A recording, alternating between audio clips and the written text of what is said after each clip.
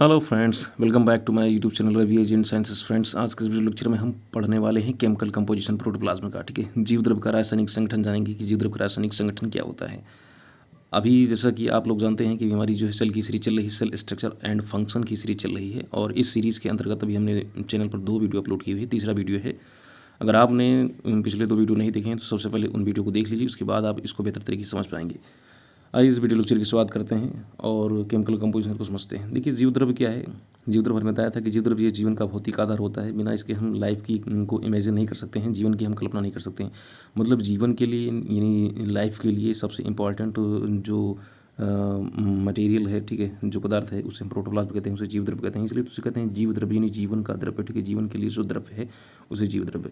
तो चूँकि ये लिविंग बींग्स में पाया जाता है, सजीवों में पाया जाता है, ठीक है, नॉन लिविंग का पार्ट है नहीं, ठीक है, क्योंकि नॉन लिविंग जो होते हैं उसमें लाइफ तो पाया नहीं जाता है। ठीक है, तो सजीवों में ही जीवन पाया जाता है, निर्जीवों में जीवन नहीं पाया जाता, वो तो सब जानते हैं, एकदम सिंपल सी बात है। ठीक है, तो प्रोटोप्लाज्म, जब हम प्रोटोप्लाज्म को स्टडी करने लगते हैं, प्रोटोप्लाज्म को जब हम अध्ययन करने लगते हैं, तो प्रॉब्लम ये आती है कि जैसे ही हम उसको डाइसेक्ट करते हैं किसी प्लांट या किसी एनिमल का पार्ट, और उसकी कोशिका का अध्ययन करते हैं, कोशिका के अंदर प्रोटोप्लाज्म को अध्ययन करने का प्रयास करते हैं, उस समय क्या होता है कि जीवद्रव्य जो है, चूँकि लिविंग पार्ट है, ठीक है, तो जीवद्रव्य के केमिकल कंपोजिशन में कुछ ना कुछ जो है चेंजेज आ जाती है, कुछ ना कुछ परिवर्तन आ जाते हैं। ठीक है, क्योंकि ये लिविंग पार्ट होता है। ठीक है, तो लिविंग पार्ट उसको कट करेंगे तो कुछ ना कुछ चेंजिंग आएगा, कुछ ना कुछ केमिकल एक्सचेंजिंग या केमिकल चेंजेस देखने को मिलेंगे।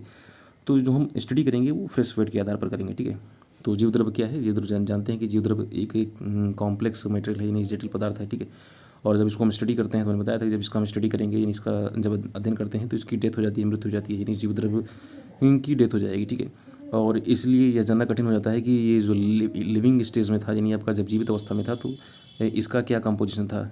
और जब हम स्टडी करते हैं प्रोटोप्लाज्म तो फ्रेश वेट के आधार पर करते हैं, यानी ताज़े भार के आधार पर। जैसे जैसे अभी हमने फर्स्ट तुरंत जस्ट हमने डाइसेक्ट किया, अभी अभी हमने किसी प्लांट के पार्ट को कट किया, ठीक है, वहाँ की कोशिका को अध्ययन करना चाहते हैं, उसके प्रोटोप्लाज्म को अध्ययन करना चाहते हैं, तो जरा तुरंत उसको जो है फास्टली जो है उसको हम फ्रेश वेट के आधार पर उसे कहेंगे, नहीं जिसको अभी अभी तुरंत डाइसेक्ट किया गया, जैसे अभी भी काटा गया है, उसे हम फ्रेश वेट कहते हैं, ताज़ा भार कहते हैं। तो फ्रेश वेट के आधार पर जीवद्रव्य में जो जो पदार्थ पाए जाते हैं उसको हम स्टडी करेंगे।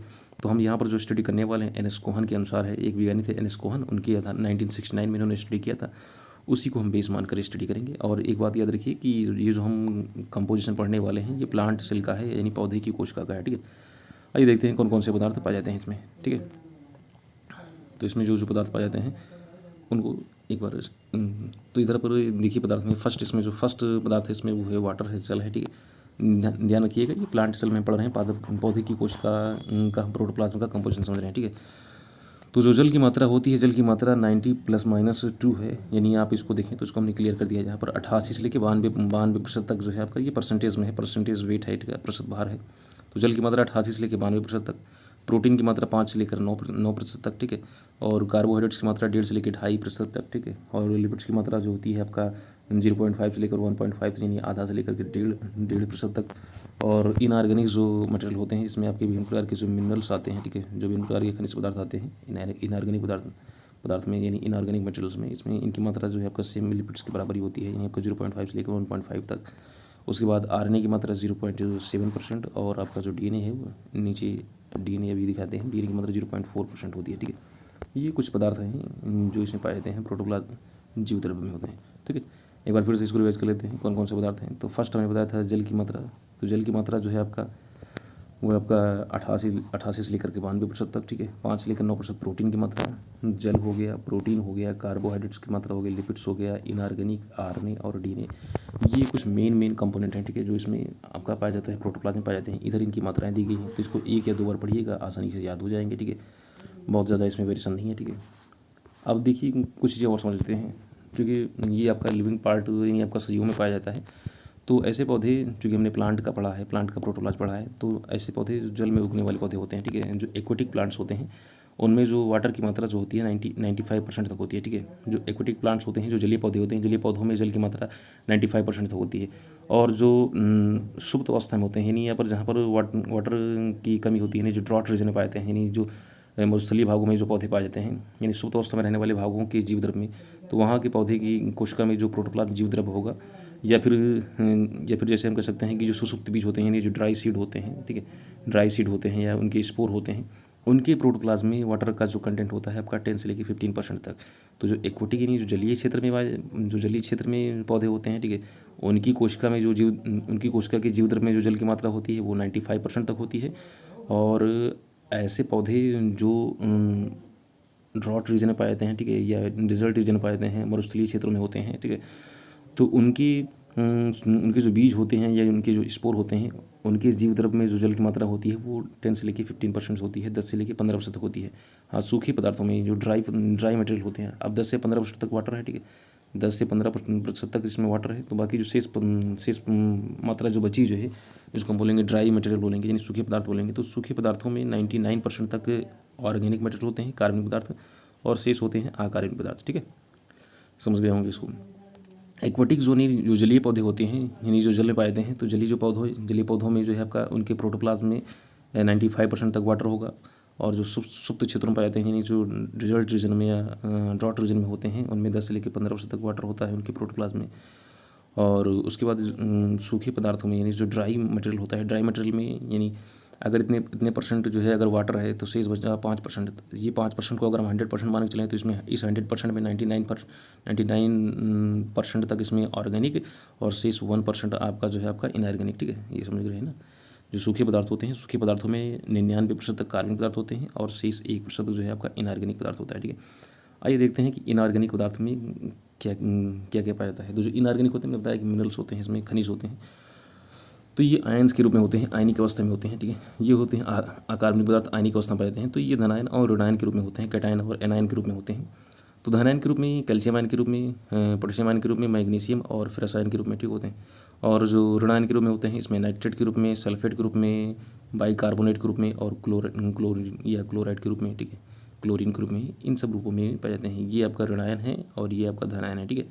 तो इन रूपों में जो है आपका अकार्बनिक पदार्थ पाया जाता है, इनऑर्गेनिक जो मटेरियल होता है वो इन रूपों में पाया जाता है।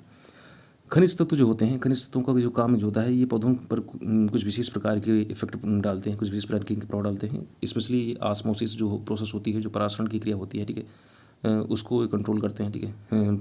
कोशिका और उसके बाहर के जो इन्वायरमेंट यानी वातावरण के बीच में जो ऑस्मोसिस की प्रोसेस होती है, उसको कंट्रोल करने में, रेगुलेट करने में इनका विशेष योगदान होता है कि इनका खनिज क्या यानी इनऑर्गेनिक मटेरियल यानी जो आयनिक फेज में जो पाए जाते हैं।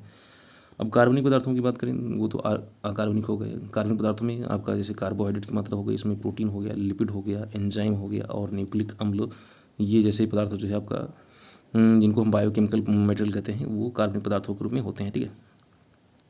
तो कार्बनिक पदार्थों की मतलब मैंने बताया कि सूखे पदार्थ जो होते हैं, सूखे पदार्थ 99% होते हैं और जो 1% की मात्रा जो होती है इनऑर्गेनिक होते हैं। इनऑर्गेनिक में आपके मिनरल्स होते हैं आयनिक फेज में, धनायन और ऋणायन के रूप में। धनायन के रूप में क्या होते हैं, ऋणायन के रूप में क्या होते हैं, उसको आप देख लीजिएगा, समझ लीजिएगा, बहुत ही सिंपल चीज़ें हैं, ठीक है। इसके साथ साथ, ठीक है, कार्बनिक और अकार्बनिक पदार्थों के साथ साथ, ठीक है, कुछ अदर केमिकल सब्सटेंसेस होते हैं इसमें, जैसे आपका इसमें पिगमेंट्स हो गया, यानी जो भी डिफरेंट टाइप के कलर्स होते हैं, लेटेक्स हो गया, इसमें से रबड़ कहते हैं, विटामिन्स हो गया आपका, इसमें ग्रोथ रेगुलेटर्स हो गए यानी वृद्धि नियंत्रक हो गए, एल्केलाइड्स हो गए। ये भी कुछ पदार्थ होते हैं जो प्रोटोप्लाज्म में पाए जाते हैं, जीव द्रव्य में होते हैं और कुछ विशेष प्रकार के कार्यों को जो है परफॉर्म करते हैं, कुछ विशेष प्रकार के कार्यों के लिए रिस्पॉन्सिबल होते हैं, ठीक है। एक टॉपिक और इसमें समझ लेते हैं। हमने जो केमिकल कंपोजिशन को हम यहाँ पर कवर कर चुके हैं, अब हम थोड़ा सा पढ़ लेते हैं साइटोप्लाज्म और प्रोटोप्लाज्म में मेजर जो डिफरेंस क्या होता है। साइटोप्लाज्म क्या है, प्रोटोप्लाज्म क्या है। तो प्रोटोप्लाज्म का ही पार्ट होता है साइटोप्लाज्म। आगे हम जब पार्ट ऑफ प्रोटोप्लाज्म पढ़ेंगे यानी जीव द्रव्य के भाग पढ़ेंगे, तो उसमें हम जानेंगे कि प्रोटोप्लाज्म और साइटोप्लाज्म क्या, प्रोटोप्लाज्म के कितने भाग होते हैं। तो प्रोटोप्लाज्म के हम वहाँ पर मेजरली 2 भाग पढ़ेंगे, साइटोप्लाज्म और न्यूक्लियस।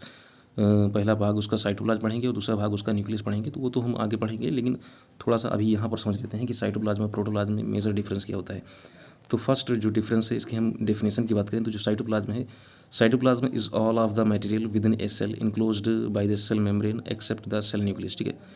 तो जो न्यूक्लियस होता है, न्यूक्लियस को छोड़ करके जो शेष जो पदार्थ होते हैं, ठीक है, कोशिका में, ठीक है, न्यूक्लियस को छोड़ करके और किससे कवर्ड होते हैं, ये कवर्ड होते हैं आपका वो सेल मेम्ब्रेन जो होती है, आपका जो सेल वाल होती है, सेल वाल, ठीक है, सेल वाल, उधर सेल वाल होती है, ठीक है, और इधर न्यूक्लियस। सेल वाल और न्यूक्लियस के बीच में जो पूरा जो फैला हुआ जो इनक्लोज्ड जो एरिया होता है, उसे हम कहते हैं साइटोप्लाज्म कहते हैं, उसे कहते हैं कोशिका द्रव्य कहते हैं। अब प्रोटोप्लाज्म क्या है, प्रोटोप्लाज्म इसमें हम केवल 2 चीज़ों को छोड़ दें, इसमें सेल वाल को छोड़ दें और आपका वैक्यूल्स को छोड़ दें, रिक्तिका को छोड़ दें, ठीक है। तो protoplasm is the ground substance of living material, ठीक है। That include cytoplasm and nucleus. मैंने बताया था कि प्रोटोप्लाज्म के 2 भाग होते हैं, साइटोप्लाज्म और न्यूक्लियस। मीन्स कह सकते हैं कि प्रोटोप्लाज्म का ही एक भाग है आपका साइटोप्लाज्म, ठीक है। नेक्स्ट अगले दूसरे पॉइंट की बात करें तो कंपोनेंट की बात करें तो all material inside the cell membranes except nucleus, ठीक है। तो सेल मेम्ब्रेन यानी आपका जो आपका जिसको कहते हैं हम आपका प्लाज्मा मेम्ब्रेन कहते हैं, इस प्लाज्मा दो कवरिंग होती हैं इसमें। जो प्लांट सेल होती है, प्लांट सेल में 2 कवरिंग होती है, बाहर सेल वाल होता है और इसके नीचे जो आपका सेल मेम्ब्रेन होती है। सेल मेम्ब्रेन के अंदर जो भी चीज़ें होती हैं, ठीक है, केवल न्यूक्लियस को छोड़ करके वो सब आपका आती हैं इसमें साइटोप्लाज्म में आती हैं। और इसमें देखिए साइटोप्लाज्म एंड न्यूक्लियस, इसमें साइटोप्लाज्म भी होता है, न्यूक्लियस भी होता है। इसमें न्यूक्लियस को छोड़ करके शेष पदार्थ होते हैं, इसमें साइटोप्लाज्म न्यूक्लियस दोनों भाग होते हैं, ठीक है। तो समझ रहे होंगे जो प्रोटोप्लाज्म है वो ब्रॉड टर्म है, ठीक है। लास्ट न्यूक्लियस की बात करें तो न्यूक्लियस इसमें साइटोप्लाज्म में नहीं आता है, does not includes the nucleus, ठीक है, और इंक्लूड्स द न्यूक्लियस, ये प्रोटोप्लाज्म में न्यूक्लियस आता है, ठीक है। तो ये था मेजर डिफरेंस। इसमें थोड़ा सा फिगर समझ लेते हैं। एक फिगर यहाँ पर दिखाया गया है, ठीक है। ये देखिए प्रोटोप्लाज्म क्या है, साइटोप्लाज्म प्लस न्यूक्लियस, इनको मिला करके प्रोटोप्लाज्म बनता है, ठीक है। तो प्रोटोप्लाज्म जो है, प्रोटोप्लाज्म एक ब्रॉड टर्म है, इसी का एक पार्ट है आपका साइटोप्लाज्म, ठीक है। बस आज की वीडियो में बस इतना ही। इस वीडियो को आप 1 या 2 बार बेहतर तरीके से समझिएगा, देखिएगा, आपको आसानी सारी चीज़ समझ में आ जाएंगी। बहुत ही सिंपल अभी टॉपिक चल रहा है, ठीक है। इतना ज़्यादा टफ टॉपिक नहीं चल रहा है, आपको आसानी से समझ में आ जाएगा, ऐसी आशा करते हैं, ठीक है। जल्द ही नए वीडियो के साथ उपस्थित होते हैं, तब तक के लिए नमस्कार।